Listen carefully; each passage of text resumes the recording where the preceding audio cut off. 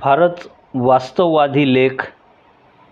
मराठवाड्याचा सुपुत्र सोमनाथ पाटील यांनी आपल्यासमोर वस्तुस्थितीला धरून लिहिलं आहे.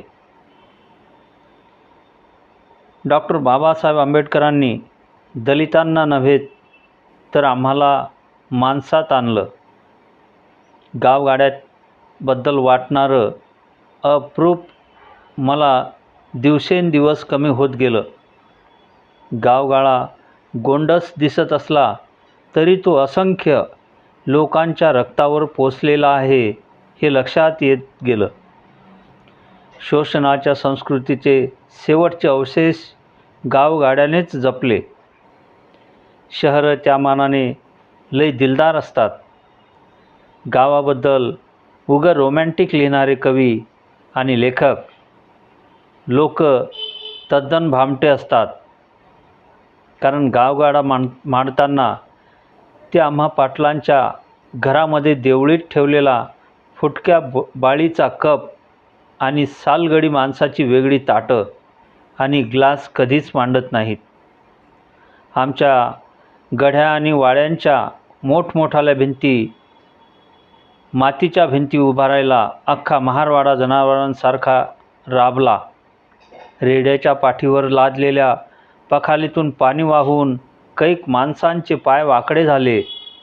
आमच्या माड्यांचे अवजड नक्षीदार खांब बनवण्यासाठी लागणारे लाकूड डोंगरातून खांद्यावर वाहून आणल्याने कित्येक खांद्यांना मरणांतिक कळ लागली असेल.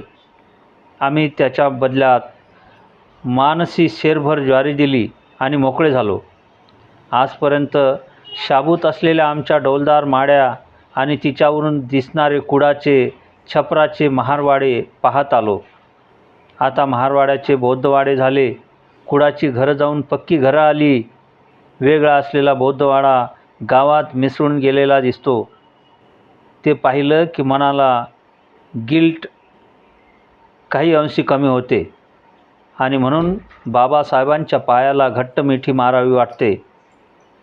मोठमोठे झाडं आणि दगड उकरून याच महारवाड्यातल्या माणसांनी आमचे शेकडो एकरांचे मळे तळहातासारखे सपाट आणि सुपीक करून दिले. त्या बदल्यात आम्ही त्यांना डाळीचा चुरा आणि कणाचा कोंडा खायला दिला. हे कुणीच मांडलं नाही. 50 जनावरांच्या म्हशींच्या शेणाच्या पाट्या वाहून त्यांच्या टाळूचे केस गेले. वासरांनी पायावर पाय देऊन अनेकदा रक्ताचे बुरबुडे आले. नखं उचकटली. त्या बदल्यात फक्त तपिलं भरून ताक देऊन आम्ही पाटीलकी दाखवत त्यांची बोळवण केली. ते सगळं डोळ्यासमोर उभं राहिलं की मरून गेल्यासारखं वाटतं. आज ते सगळं आठवून बाबासाहेबांच्या पायाला घट्ट मिठी मारावी वाटते. बाबासाहेबांनी दलितांना माणसात आणलं हे फार चुकीचं वाक्य आहे. बाबासाहेबांनी दलितांना नाही, त्यांच्यावर अन्याय करणाऱ्या सवर्णांना माणसात आणलं. दलित माणसंच होते. आम्ही माणसासारखं वागत नव्हतो. त्यामुळे बाबासाहेबांचं ऋण आमच्या कातडीचा जोडा शिवूनही पिटणार नाही. कारण दलितांना आमच्यापासून वेगळं केलं नसतं तर आम्ही अजूनही त्यांचं रक्त शोषतच राहिलो असतो. म्हणून वाटतं सगळा भंपक माज बाजूला ठेवून बाबासाहेबांना घट्ट मिठी मारावी. लय जुना काळ नाही. गावातल्या शाळेत बौद्धवाड्यातल्या पोरांची रांग वेगळी बसत होती. म्हणजे तसं कॅम्पलशन नव्हतं, पण सामाजिक कंजूषाबाजी